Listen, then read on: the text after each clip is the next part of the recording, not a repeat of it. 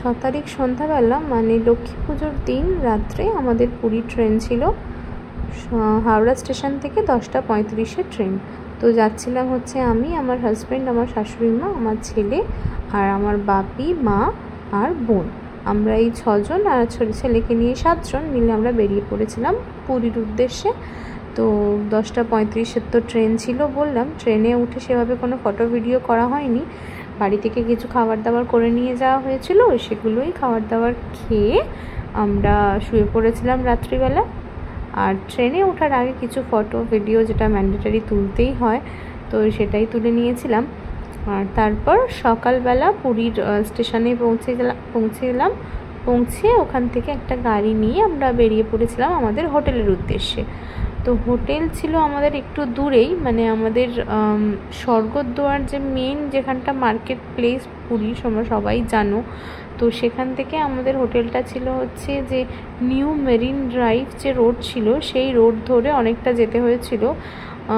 নীল বিচের নামটা আমার ঠিক মনে পড়ছে না এই মুহূর্তে, ঠিক এক্স্যাক্টলি জায়গাটা বলতে গেলে ওই এনআরএস রয়্যাল প্যালেস বলে একটা হোটেল রয়েছে, তার পিছনের রাস্তায়, মানে পিছনের দিকের রাস্তায় ছিল আমাদের হোটেলটা। প্রথমে তো ওখানে নেবে সমুদ্র দেখতে দেখতে আমার বর তো খুব খুশি হয়ে গেছিলো, একদম সমুদ্র দেখেই খুশি হয়ে যায় ও, দেখেই একদম আর কি মনে ভীষণ তার আনন্দ। তো এই হলো আমাদের হোটেল, দেখো পার্ল প্যারাডাইস। আমরা পৌঁছে গেছিলাম হোটেলে পৌঁছে চেক ইন করে জিনিসপত্র রেখে আমরা কিছুক্ষণের জন্য একটুখানি বেরিয়েছিলাম হচ্ছে সমুদ্রের উদ্দেশ্যে। তো সমুদ্রে গিয়ে ওই দিন আর সেরকমভাবে বেশি আমরা সমুদ্রে লাফালাফি করিনি, মানে সমুদ্রের ঢেউ খাওয়া সেই রকম হয়নি, কারণ সবাই টায়ার্ড ছিল। আগের দিন হোল নাইট একটু জার্নি করে প্রথমবার ট্রেনে এরকম যাচ্ছিল আমার মা বাপি, ওরা এরকম দূরে কখনো কোথাও যায়নি। মেনলি পুরীও এই প্রথমবারের জন্য গেছে, আমিও লাইফে প্রথমবার গেছিলাম এইভাবে, মানে হোল নাইট ট্রাভেল আমার এই প্রথমবার। তো ট্রেনে সাময়িকভাবে আমার ঘুম আসেনি, তো জেগেই কাটিয়েছিলাম। এদিকে ছেলে ঘুমিয়ে পড়েছিল, তো সেই কারণে টায়ার্ড থাকায় খুব অল্প সময়ের জন্য একটু সমুদ্রে গেছিলাম। ওখান থেকে ফিরে হোটেলের নিচেই যে আমাদের রেস্তোরাঁটা ছিল সেখানেই একটু খাওয়া দাওয়া করার জন্য গেছিলাম। খাওয়া দাওয়া সেরে আমরা যে যার রুমে চলে গেছিলাম, মানে আমরা 2টো রুম নিয়েছিলাম, একটা মা বাপি বোনের জন্য, একটা আমাদের জন্য। রুমে গিয়ে রেস্ট নিয়ে বিকেলবেলা আবার বেরিয়ে পড়েছিলাম বিচের উদ্দেশ্যে। তো আমরা এসেছিলাম, আমরা ওখানটা যেহেতু ফাঁকাই থাকে, মানে আমরা যেখানে হোটেলটা নিয়েছিলাম সেখান থেকে আমরা এই স্বর্গদ্বারের কাছে এসেছিলাম। ওখানকার একটু মার্কেট এরিয়াতে ঘোরাঘুরি করছিলাম আর কিছু খাবার কিনেছিলাম, যেমন ফুডটার চাট, আমি ম্যাগি খাচ্ছিলাম।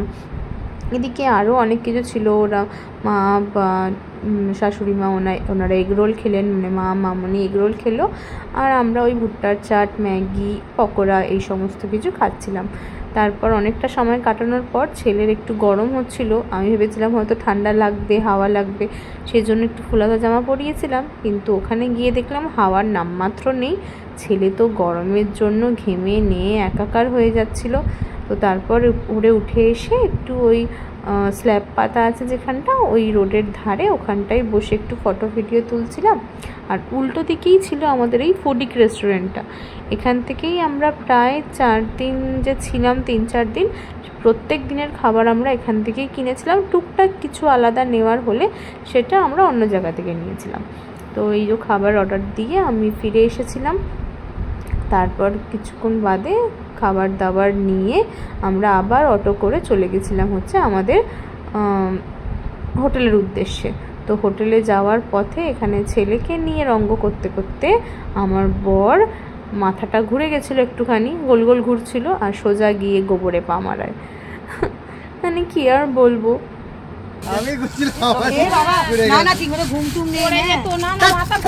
Day 1 complete.